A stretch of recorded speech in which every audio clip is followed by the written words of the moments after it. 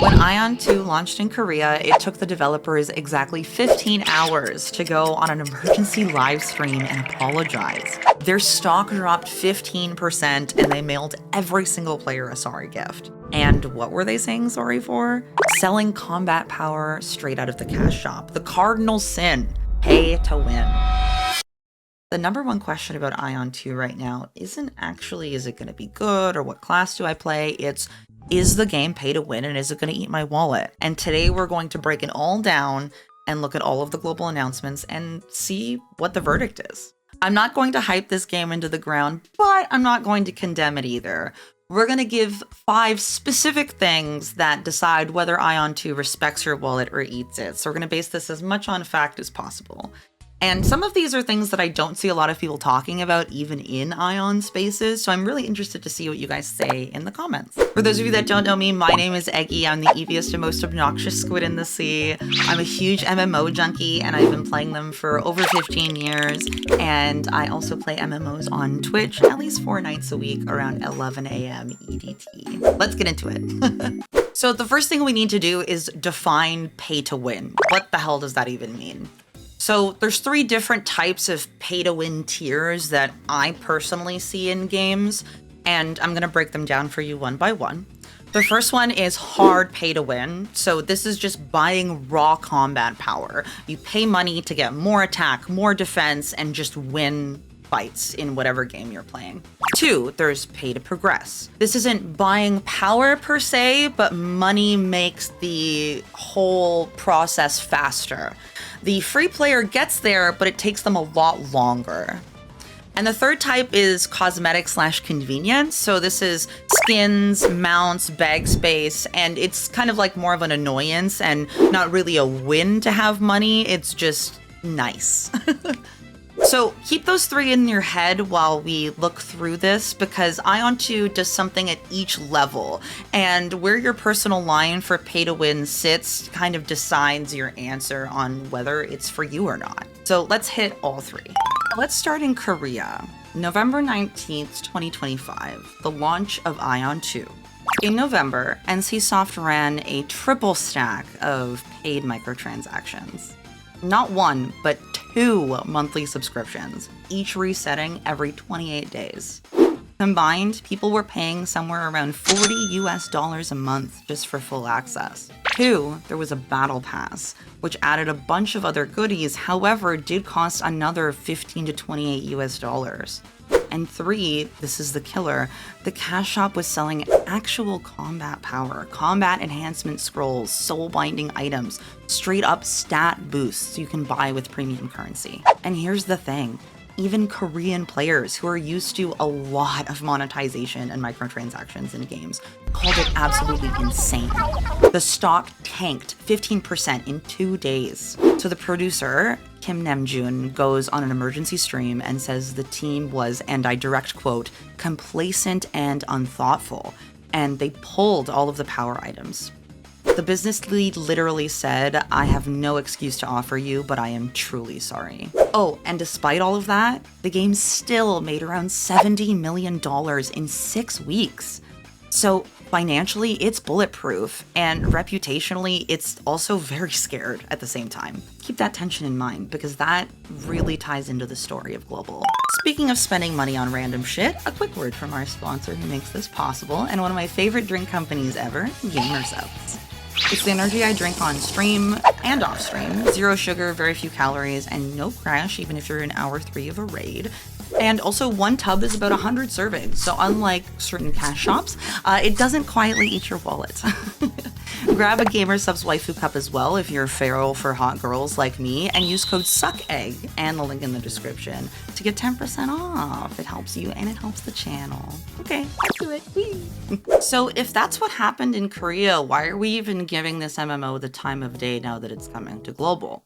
Well, the global version is deliberately different. NCSoft learned their lesson and reworked it, and credit where credit is due. On paper, it's a huge improvement. It looks pretty good. Here's the global model. It's free to play, no box price. The dual sub is gone. It's now 1 optional subscription, which is about $15 a month, so very comparable to Final Fantasy XIV, for example.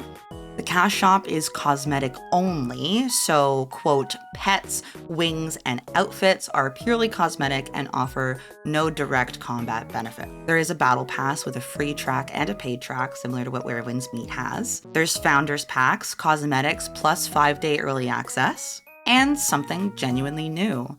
You can design a custom character look and sell them to other players in game. On the surface, the hard pay-to-win item shop from Korea is gone, and that's a real meaningful change, and I do want to give them that. That's pretty good. But remember I said the free version does something at every tier? Here's the catch that not a lot of people are talking about. That $15 optional sub, and NCSoft's own words are that it, quote, unlocks full access to the game's player-driven economy. Read that again. The market, the auction house, the currency exchange between Kina and Kuna, the game's freemium and premium currency, all of that appears to sit behind this subscription. And if that sounds familiar, it should, because gaining the community behind a paid membership is actually exactly the reason that Korean players were off-put in the first place. It's not selling you direct power, but if free players can't fully trade, can't fully use the auction house,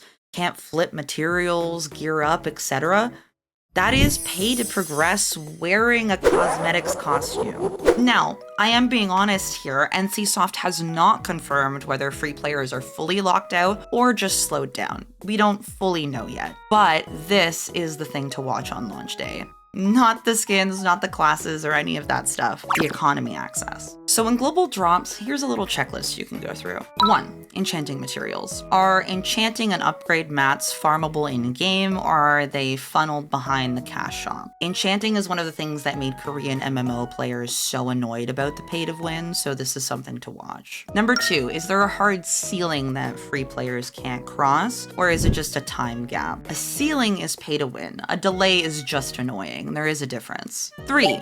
Does any advantage bleed into PvP? Sieges, arenas, open world, etc. Shop power only matters in solo PvE, most people forgive, but in PvP, that's where it turns ugly because it's player versus player. 4. The economy question. Can free players actually trade and use the market at all, and it's just slightly limited, or is it entirely subgated? And 5. Give it 2 weeks. Some things look scary on paper and shake out fine since the drop rates fill out and the player economy chills. Some look fine and become a nightmare, and some look like a nightmare and become fine. So the first month tells the real story. Just keep an eye out. One honest asterisk here, so nobody will actually me in the comments.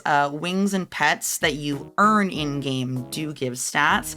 The ones that you buy are cosmetics. So cosmetic shop doesn't mean 0 power items exist. It just means that you can earn the power ones instead of buying them. That's very important.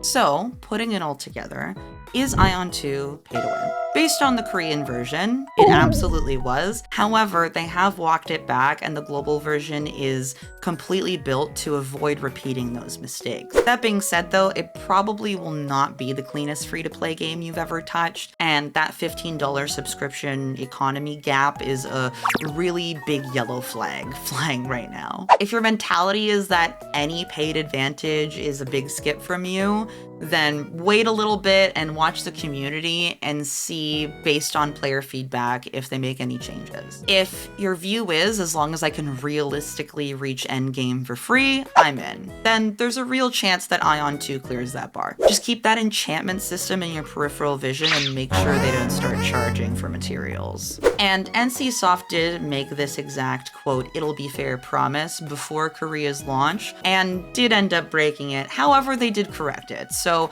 I am hopeful, but I'm not sold. Those are different things, and I'm gonna hold both until the game is actually live. So what am I doing for Aion 2's global launch? I'm gonna play it. I'm gonna enjoy it, and I'm gonna report back. And if the cash shop is a disaster, I'll tell you. I don't have a PR contract, and my whole job is being honest with you, SQIDIOTS, so I will definitely let you guys know. And real talk, the main reason that I can stay this honest is because it's you guys who have my back directly and help the channel. If you want more goodies, I have some ways in. You can hit the the join button for the channel membership, and you get members emotes, members only posts, behind the scenes stuff, and members only videos.